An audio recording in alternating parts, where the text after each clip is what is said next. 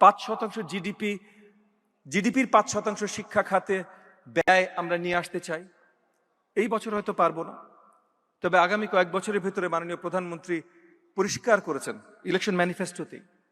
তবে এডিশনালি আমি একটু ধন্যবাদ জানাতে চাই আমাদের মাননীয় প্রধানমন্ত্রীকে, কারণ কিছু দূর এই বইটা লিখবার পিছে ওনারও ছোট একটু বা ছোট ওনার একটা অবদান ছিল, ছোট বলবো না, অনেক বড় ওনার একটা অবদান ছিল।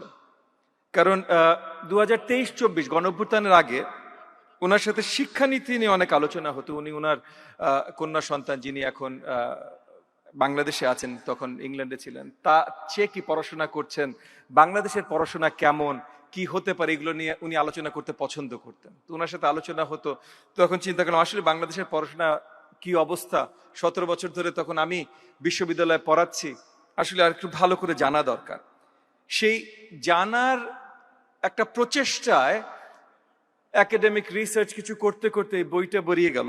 সেই জায়গা থেকে আমি কিছু দূর হয়তো প্রফেসর সলিমুল্লাহ ভাইকে একটু জানাই যে রিসার্চ তো আসলে আমাদের দেশে, আমি দুঃখের সাথেই বলছি, আমাদের দেশে রিসার্চ পাবলিকেশনের জায়গা খুব কম আছে। সো আমরা যখন রিসার্চ করি আসলে বিদেশি জার্নালে পাবলিশ করার জন্যই করি।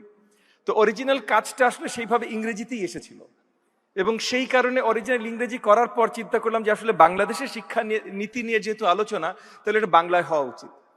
তাই বাংলায় যখন এটা পরিণত হলো, তখন ওই ইংরেজিতে যে নামকরণটা মাথায় ছিল সেটা সাথে চলে এসেছে।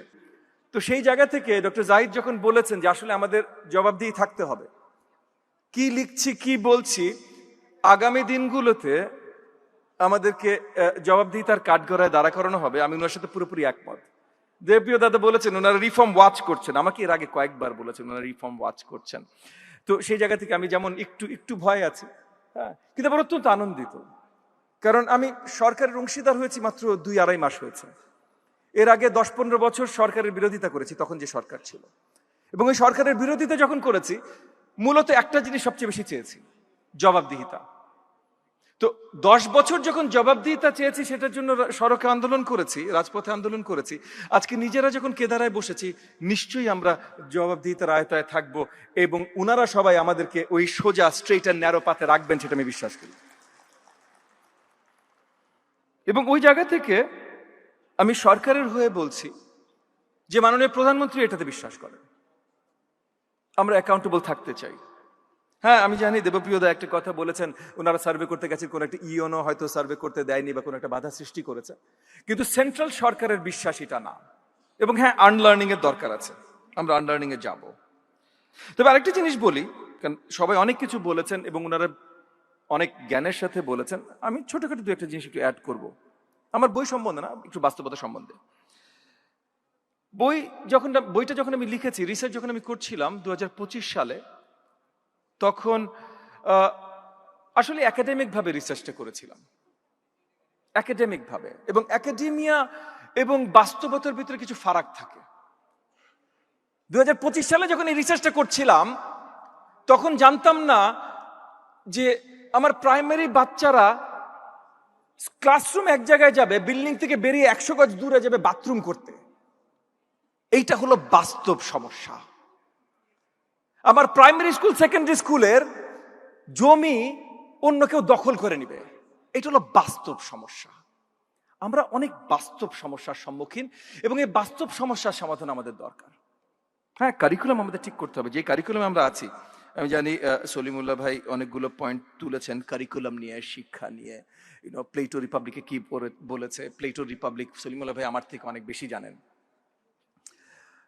কিন্তু আমরা নিশ্চিত কি দিব কি না দিব সেটাও ডিপেন্ড করে না আমাদের রিসোর্স ক্যাপাসিটির উপরে। আমরা শুধু এটা বলিনি কিন্তু যে শিক্ষা আমাদের মৌলিক অধিকার, আমরা সবচেয়ে আগে বলেছি বেঁচে থাকা আমাদের মৌলিক অধিকার। আমরা কি সবাইকে সবসময় প্রোটেক্ট করতে পারছি? বিশ্বের কোন দেশ আছে পারছে? বাসস্থান মৌলিক অধিকার, অন্ন বস্ত্র বাসস্থান, তারপর তো যে শিক্ষা, এই মৌলিক অধিকারগুলোকে আমরা দিতে পারছি। আমাদের বাস্তবতার আলোকে আসতে হবে। সেই বাস্তবতার আলোকে আমরা এখন যে জায়গায় আছি, সেই জায়গায় আমরা চেষ্টা করছি। চেষ্টাটা কতখানি আমরা বাস্তবায়ন করতে পারবো সেটা হয়তো আপনাদের উপরেও থাকবে, আপনারা কতখানি আমাদেরকে সহযোগিতা করতে পারেন। দেবপ্রিয়দা একটা কথা বলেছিল, কোন সরকার, কোন মন্ত্রী বা কোন মন্ত্রী পরিষদ একা একা দাঁড়িয়ে দেশের কিছু বদলাতে পারবে না যদি দেশের জনগণ সাথে না থাকে। আর যেই মুহূর্তে দেশের জনগণ সাথে থাকবে, তখন মন্ত্রী পরিষদ যদি জনগণের বিরুদ্ধে যায়, 2024-এর গণঅভ্যুত্থানে আমরা দেখেছি তখন মন্ত্রী পরিষদের কি অবস্থা হয়। 2024-এর মন্ত্রী পরিষদ কি আজকে আমাদের মাঝে আছে? নাই।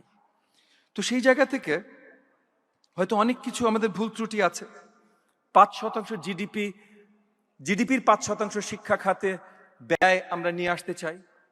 এই বছর হয়তো পারবো না, তবে আগামী কয়েক বছরের ভিতরে মাননীয় প্রধানমন্ত্রী পরিষ্কার করেছেন ইলেকশন ম্যানিফেস্টোতেই যে আমরা সেটা নিয়ে আসব। কিন্তু সেটা শুধু নিয়ে আসলে হবে না, সঠিক জায়গায় ব্যয়গুলো করতে হবে। এই যে যেটা রাশেদা আপা বলেছেন বা দেবপ্রিয় দা বলেছেন, সলিমুল্লাহ ভাই বলেছেন, আব্দুল নূর তুষার ভাই বলেছেন, আমরা শুধু বিল্ডিং বানালে হবে না, আমাদের ব্যয়টা এক্স্যাক্টলি কোথায় হচ্ছে, লার্নিং আউটকামস, মানে আমাদের সন্তানরা আসলে শিখছে কিনা, আমাদের শিক্ষার্থীরা আসলে শিখছে কিনা। আই থিঙ্ক সলিমুল্লাহ ভাই বলেছিলেন পিজা টেস্টের কথা, না দেবপ্রিয় দাদা বলেছিলেন পিজা টেস্টের কথা। আমি আশাবাদী আগামী দিনগুলোতে পিজা টেস্ট আবার ফিরে আসবে। আমি দায়িত্ব নিয়ে বলতে পারছি না, কারণ দ্যাটস ফর 15-year-olds, আমি প্রাইমারির দায়িত্বে আছি। তবে আমরা চাইবো, বিকজ আমরা শুধু করতে চাই না, আমরা জানতে চাই করার সময়ও যে আমরা যেটা করছি সেটা আসলে সঠিক ফলপ্রসূ হচ্ছে কিনা। এবং ফলপ্রসূ হচ্ছে কিনা যদি জানতে হয়, তাহলে সবার পর্যবেক্ষণের জন্য আসলে খুলে দিতে হবে। আমরা যদি পর্যবেক্ষণের জন্য খুলে না দিই, তাহলে ফলপ্রসূ আমরা বলবো আসলে কি হচ্ছে, সঠিক চিত্রটা আমরা কখনো পাবো না।